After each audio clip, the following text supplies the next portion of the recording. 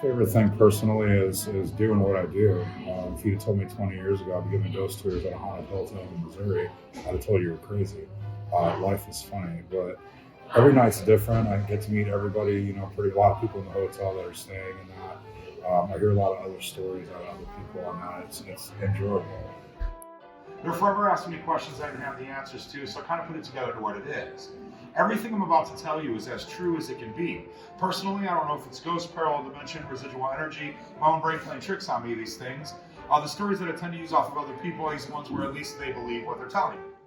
If I can draw your attention out the front window, you'll see the island in the center of the road with a circular fountain at the far end. That's the original front of the Elms Hotel. The reason this building's on the back side of the foundation is they started building this before the mess from the first fire was even cleaned up yet. As far as we know, nobody died in the fires. But it was 5 stories. 2 of the stories were covered veranda porches all the way around it. It was very beautiful, but it was all wood and went up very quickly. This floor was added onto the second hotel after it had burnt, again due to the boiler, in which that's the original boiler cover on the wall there. We also have the other boiler cover, but we only have half of it due to the fire. We had a man by the name of David Stevens. He's a jazz musician. He ended up doing KCTV5 Live Christmas Special one year. Looks like Elvis Costello, if you know who he is. He finished his night, was heading towards his room, heard people partying in all these rooms all the way down to 500. 3 times throughout the night, he got woken up hearing women's voices in his living room area. He got up to see what housekeepers had broke in on him, what have you, only to find nobody there. Only to find out the next day he was the only individual on the floor.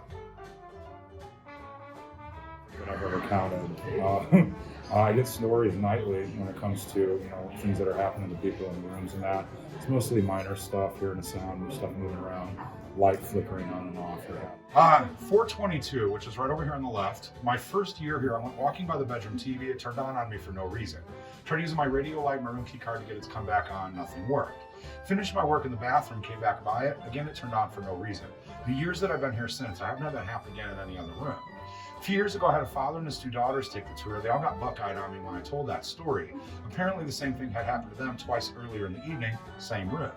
What I didn't tell them was that that's the room in the 70s in which a man held his wife hostage, shot her and then himself in the room. Right down the stairs here is the Library Lounge Tavern. If you have a chance this evening, take a peek inside, you understand what I'm talking about a little bit better. My first year here, we used to padlock and chain those doors. Nice big brass setup. 2, 3 o'clock in the morning, I'd be outside cleaning the pool area. Shadows were forever moving around in there, catching my eye. No less than 7 times did I come up here and do the chains to see who was breaking into my alcohol. Found nobody. After the 7th time, I went ahead and just chalked it to ghosts. Well, that same year, we had a bartender working here by the name of Kristen. She ended up staying at the hotel one night, was out in the hot tub outside.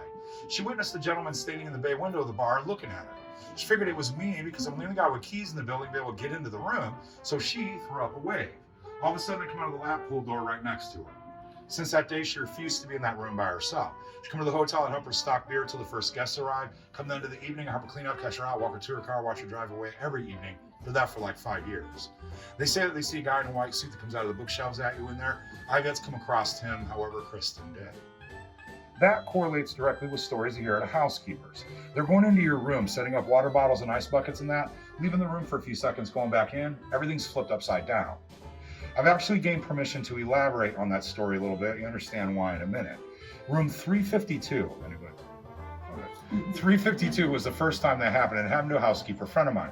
She very literally stepped out of the room to her cart, went right back in. That's what she found. Everything she had just done was flipped. 6 months later, same room. We had 4 inspections on the room the day it was cleaned. 2 nights later, it finally got rented. Our manager that night realized that it was to VIPs. So he sent a housekeeper up there just to make sure that the room was just so. Housekeeper gets up there, finds every stitch of furniture in the room in the center of the bed. People were sick. They were trying to come here, bathe in the waters, drink the waters, get better. Some didn't get better. Most of it was natural causes. They say that they see a 5-year-old boy swimming around in the water down here. I've yet to come across him. However, there's been plenty of nights I've come down here to lock it up. There's been a fresh ripple going across the water when nobody's in it. Can't explain it.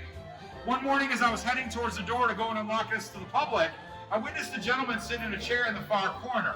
He actually leaned in the chair to keep an eye on me as I was heading towards the door. I stopped, looked back over there, he was gone. A couple years later, my buddy was taking pictures of the corner. His camera took a series of 5 very quickly. First 2, nothing in it. Third one had a ghostly charred figure sitting in that chair. Following 2, again, nothing in it. I'll pull up the hill I was telling you guys about, original hospital for the area. I walked into that place 20 years ago to turn in an application. When they give it to you, they gave it to you at the guard shack. When you turn it in, they make you go to the main building. Well, as soon as I stepped through the door, a huge weight on my chest. It was an angry, scared with a touch of hopelessness in it. I handed her my application. I was like, I'm so sorry, ma'am, my phone number's in there. Please feel free to call me after leave. As soon as I got outside, I immediately started feeling better. This place is not like that. It really, the activity here is a lot. It's quite a bit, but I think a lot of it has to do with the history.